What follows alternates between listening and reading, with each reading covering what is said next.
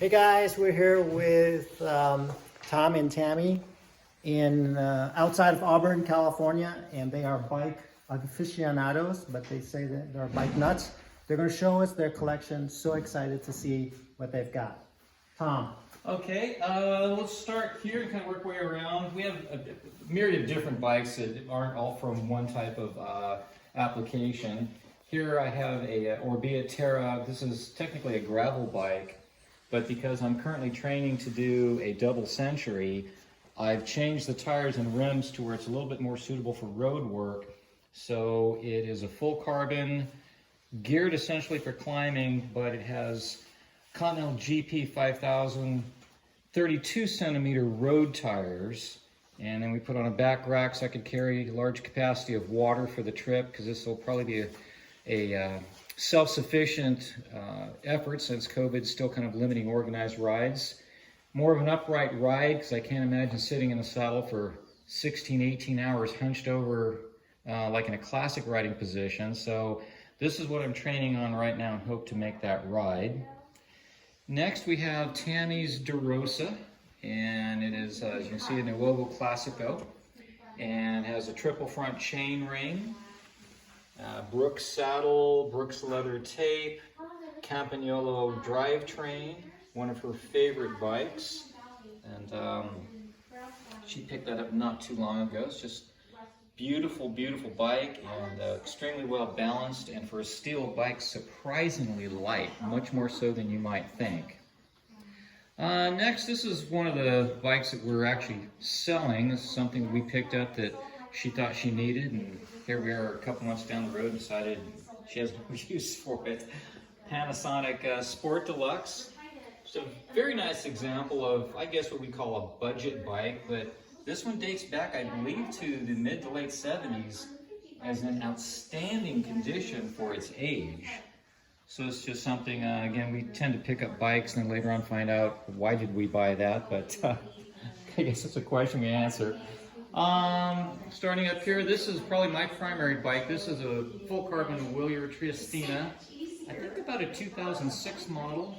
And at the time, this was probably state of the art for road racing. But for me, it's still plenty fast enough, and the bike that I put the most miles on due to its speed and comfort, and the fact that it's already got a few scratches. I'm not afraid to scratch it again. Right below it is kind of the opposite end of the spectrum from Willier.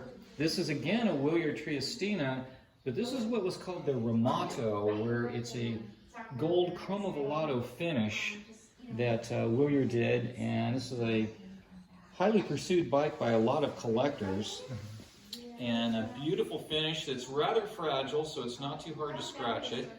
But Tammy and I actually have a matching pair of those. And on the opposite side is a French Follis model 472. I have a soft spot for foreign bikes, and Follises are pretty much at the top of that list.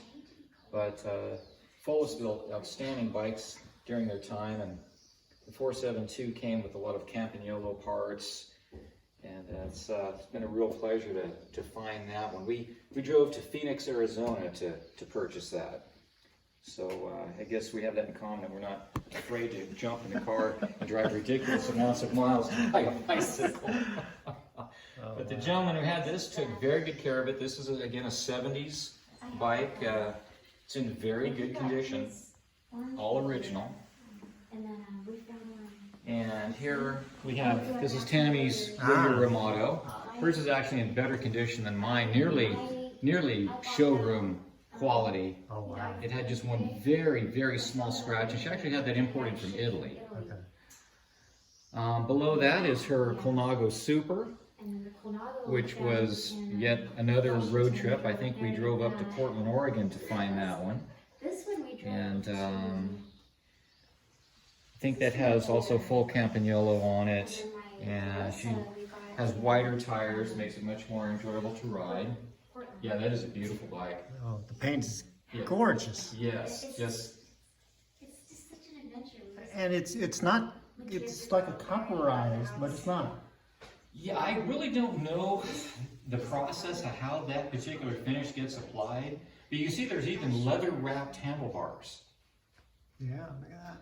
And the unfortunate thing about that is there's no way to replace that, so you have to be very careful not to tear that leather.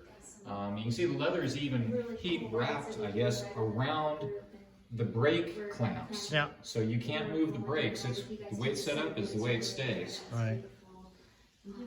Oh, that's just gorgeous. That is that's a stunner. Why do I still have a lot of friends and family down there?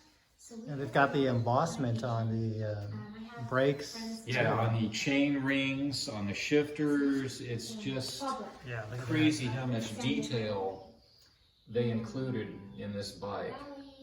that. That is just excellent. Yes. And that's a Campy shifter that they've.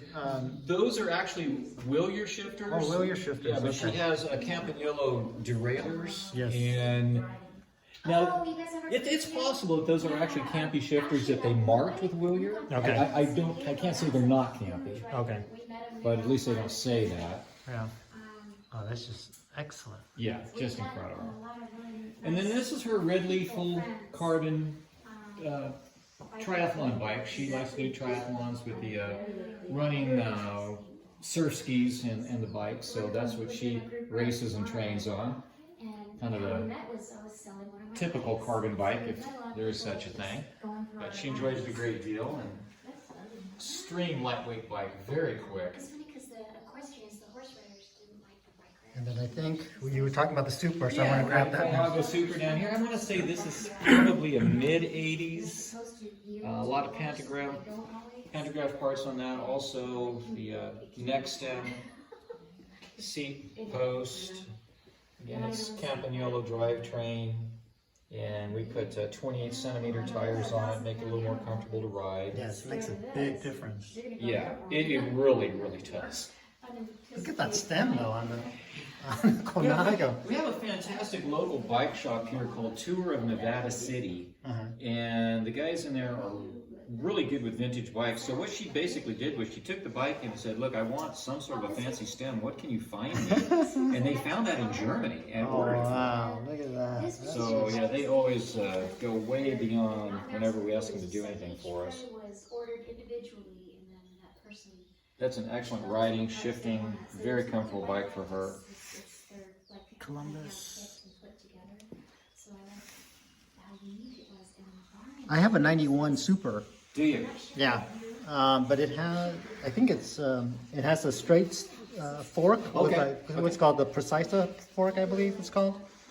Yeah, it rides really nice too.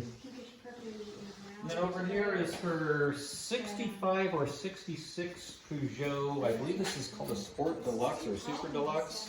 I can't recall. It's marked on here somewhere. This is actually one she has on Craigslist for sale at the moment. Because another one where we found that too many bikes, not enough time. So this one was restored by a gentleman somewhere in the San Francisco Bay Area. And he sold it to us off Craigslist. Okay.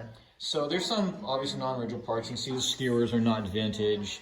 It has clenchers, which I assume probably weren't on there in 65. It's probably tubulars. But at least in my opinion, these are a lot easier to deal with. Yeah. Other than that, I believe all the drivetrain, brakes, levers, so forth, stem, I believe you're looking at about a 90% original bike. Okay. And this is Simplex Yes. materials? Yes. Okay.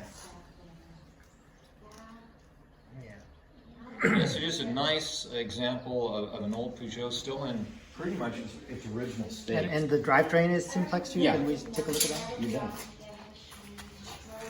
Oh yeah, Simplex. And it's very hard to see. It was Mark Hooray. Hooray, yeah. There's even a sticker right here. I believe it's the city of Stockton bicycle license. Ah, When I guess they'd make you register your bicycle back whenever. back in Sweden. That's an old Peugeot label. And I think these are Nervex lugs. I believe right? you're correct. Okay. That's on the same thing as the PX10, right? I believe On the so. Peugeot? Yeah. Tom, don't you have a PX10? I have a PX60. It's downstairs. And then we have probably another 8 or 10 bikes down in the basement. Okay. So that's everything that's in the garage. That's awesome. Yeah. Thanks, guys, for sharing. Absolutely, our pleasure.